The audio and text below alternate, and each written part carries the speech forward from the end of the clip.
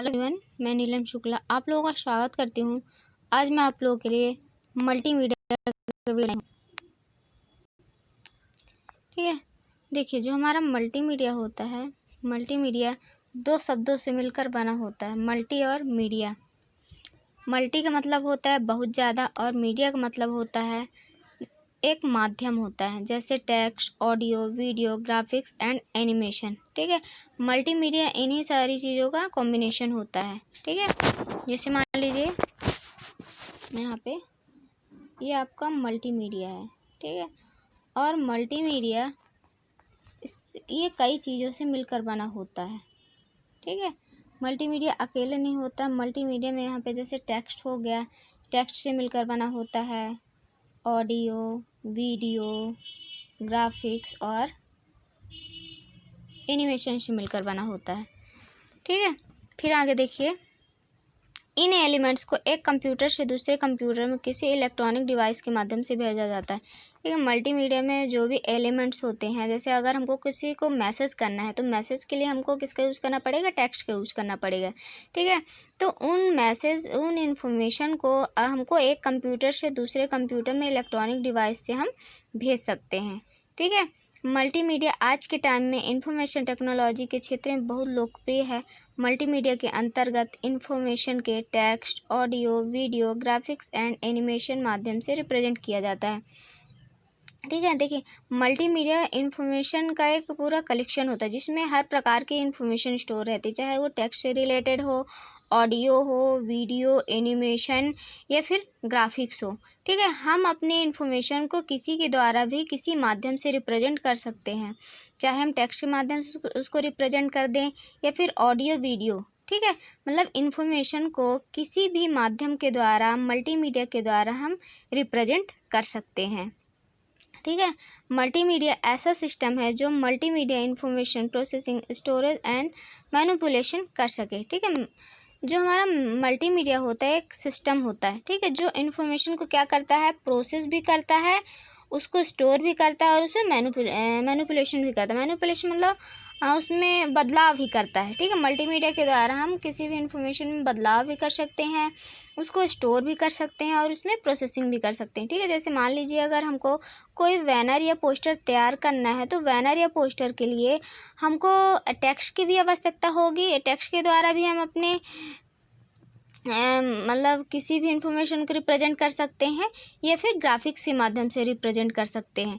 ठीक है, तो उसके लिए हमको आवश्यकता होगी, मैनिपुलेशन की भी आवश्यकता होगी कि हम उसमें चेंज भी कर सके। जैसे एक बार अगर कोई चीज़ टाइप कर दिए तो दोबारा उसमें हम कोई भी हेरफेर कर सकते हैं। ठीक है, देखिए मल्टीमीडिया हमारा हर क्षेत्र में यूज हो रहा है, चाहे कोई भी, हम अपने घर से लेके बाहर दुनिया में जो भी चीज़ें हैं वो सारी चीज़ें आज के डेट में मल्टीमीडिया के द्वारा यूज होता है। जैसे अगर हमको किसी को मैसेज करना है तो मैसेज हम किसके द्वारा करते हैं, मल्टीमीडिया टेक्स्ट के द्वारा ही करते हैं। ठीक है, तो टेक्स्ट को हम एक माध्यम से दूसरे माध्यम में, मतलब एक कंप्यूटर से दूसरे कंप्यूटर में मल्टीमीडिया के माध्यम से पहुँचा सकते हैं।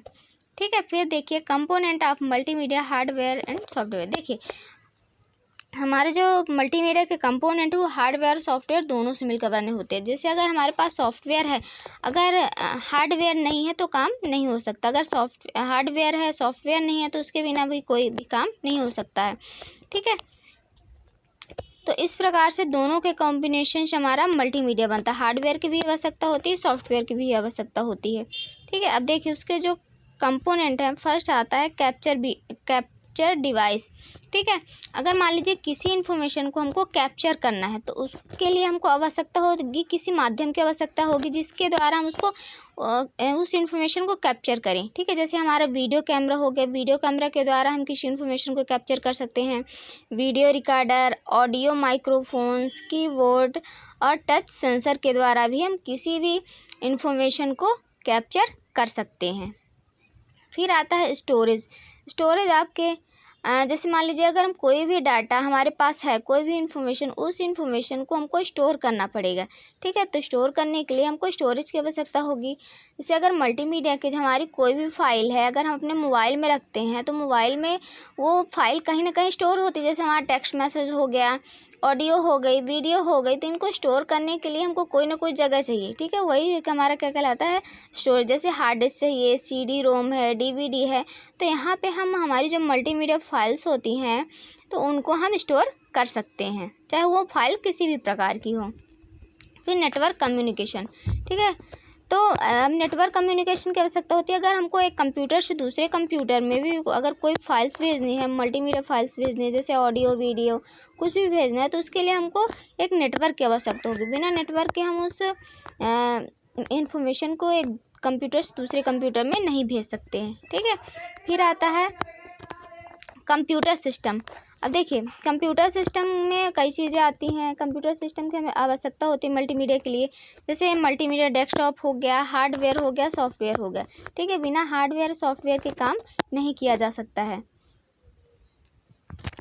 ठीक है, फिर आता है आपका uses area of multimedia. Multimedia के यूज क्या कहाँ कहाँ पे होते हैं, क्योंकि मल्टीमीडिया का आज के डेट में बहुत ज़्यादा विस्तृत क्षेत्र हो गया है, हर जगह यूज हो रहा है। जैसे मल्टीमीडिया एंड एडवर्टाइजिंग। अब देखिए, मल्टीमीडिया का एडवर्टाइजमेंट के क्षेत्र में भी, विज्ञापन के क्षेत्र में बहुत ज़्यादा यूज हो रहा है। जैसे जो भी हमारे बड़े बैनर या पोस्टर बनाए जाते हैं, तो उन पोस्टर या बैनर बनाने के लिए हमको मल्टीमीडिया की आवश्यकता होती है। जैसे मान लीजिए अगर कोई बैनर या पोस्टर बना रहे हैं, तो उसको अट्रैक्टिव बनाने के लिए हमको मल्टीमीडिया में ऐसे टूल्स मिल जाते हैं जिससे हम उस पोस्टर या बैनर को थोड़ा अट्रैक्टिव बना सकते हैं। ठीक है, एडवर्टाइजमेंट जैसे हमको अगर टीवी में देना है एडवर्टाइजमेंट, या फिर इंटरनेट के द्वारा देना है, तो उस एडवर्टाइजमेंट के लिए भी हमको मल्टीमीडिया का यूज करना पड़ता है। फिर मल्टीमीडिया इन एजुकेशन। मल्टीमीडिया का एजुकेशन के क्षेत्र में भी यूज हो रहा है।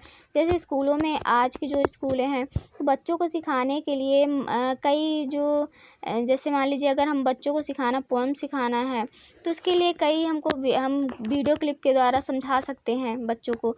तो पढ़ाई के क्षेत्र में भी, एजुकेशन के क्षेत्र में भी मल्टीमीडिया का यूज हो रहा है।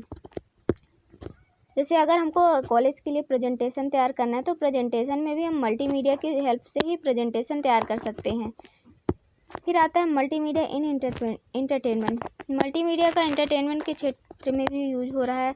जैसे आप लोग देखते ही होंगे, जो हमारे कई प्रकार के एड्स आते हैं, जैसे फिल्में बनती हैं, तो फिल्मों में सबसे ज़्यादा मल्टीमीडिया का यूज होता है, क्योंकि जो उसमें एक्चुअल का होता है, एक्चुअल को कोई भी चीज़ें नहीं दिखाई जाती, ज़्यादा से ज़्यादा उसमें वर्चुअल चीज़ें दिखाई जाती हैं। तो इंटरटेनमेंट के क्षेत्र में भी हमारे मल्टीमीडिया का यूज होता है। ठीक है, जैसे फिल्मों में जैसे शूटिंग की जाती है या कोई गाना रिकॉर्ड किया जाता है, तो उसके लिए हमको कई प्रकार के जो मल्टीमीडिया इक्विपमेंट होते हैं। जैसे अगर साउंड हमको रिकॉर्डिंग करनी है, तो साउंड रिकॉर्डिंग के लिए हमको कई प्रकार के इक्विपमेंट की आवश्यकता होगी, कई प्रकार के सॉफ्टवेयर की आवश्यकता होगी। उसके द्वारा हम साउंड को और ज़्यादा अट्रैक्टिव बना सकते हैं। तो मल्टीमीडिया का इंटरटेनमेंट के क्षेत्र में भी यूज होता है। फिर multimedia in public place. Multimedia का पब्लिक प्लेस में भी यूज होता है। जैसे मान लीजिए हमारा रेलवे स्टेशन है, बस स्टैंड है, कई जो जैसे हॉस्पिटल है, तो वहाँ पे कई बड़े बड़े ऑडियो रिकॉर्डर लगे रहते हैं, जिससे लोगों को इन्फॉर्मेशन दी जाती है, हॉस्पिटल से रिलेटेड हो गया, रेलवे से रिलेटेड हो गया। तो पब्लिक प्लेस में भी मल्टीमीडिया का यूज किया जाता है। फिर मल्टीमीडिया इन बिजनेस। अब देखिए, बिजनेस के क्षेत्र में भी मल्टीमीडिया का यूज होता है। कैसे यूज होता है, जैसे मान लीजिए अगर हम कोई प्रेजेंटेशन तैयार करना है, तो हम स्लाइड के थ्रू ही तैयार करेंगे, और मल्टीमीडिया का बिजनेस में भी यूज करते हैं। जैसे मान लीजिए अगर हमको अपने बिजनेस का प्रमोशन करना है, तो कई प्रकार के हम बैनर, पोस्टर या इंटरनेट के थ्रू ही अपने बिजनेस का प्रमोशन कर सकते हैं। ठीक है, तो मल्टीमीडिया का बिजनेस के क्षेत्र में भी बहुत बड़ा योगदान है। फिर वर्चुअल रियलिटी। ठीक है, वर्चुअल रियलिटी का मतलब क्या होता है, आभासी, जो चीज़ें एक्चुअल में होती नहीं, लेकिन हमको लगता है कि वो चीज़ें रियल में होती हैं। मतलब वर्चुअल में जो भी चीज़ें होती हैं वो रियलिटी नहीं होती। जैसे फिल्मों में जो दिखाया जाता है, जैसे कार्टून नेटवर्क, जैसे कार्टून कई प्रकार के चैनल आते हैं, नेटवर्क आते हैं, तो उसमें दिखाया जाता है कि पेड़ बोल रहे हैं, पक्षी बोल रहे हैं, तो ऐसा होता नहीं है। लेकिन वर्चुअल रियलिटी के द्वारा वो चीज़ें दिखाई जाती है, तो उसमें किसका यूज किया जाता है, मल्टीमीडिया का यूज किया जाता है। फिर मल्टीमीडिया इन गेम, ठीक है, कई प्रकार के गेम्स हम अपने मोबाइल में भी चलाते हैं, टीवी में भी देखते हैं, ठीक है, तो उसमें भी हम मल्टीमीडिया का यूज करते हैं। फिर मल्टीमीडिया इन होम, मल्टीमीडिया का हम अपने घर में भी यूज करते हैं, जैसे हम ऑडियो कोई भी सॉन्ग के लिए हो गया, या फिर अगर हम कोई टेक्स्ट मैसेज किसी को भेजना है, तो कई प्रकार से हम अपने घर में भी मल्टीमीडिया का यूज करते हैं। ये वीडियो आप लोगों को अगर पसंद आया हो, समझ में आया हो, तो प्लीज़ लाइक, सब्सक्राइब और शेयर ज़रूर करिएगा। Okay, thank you.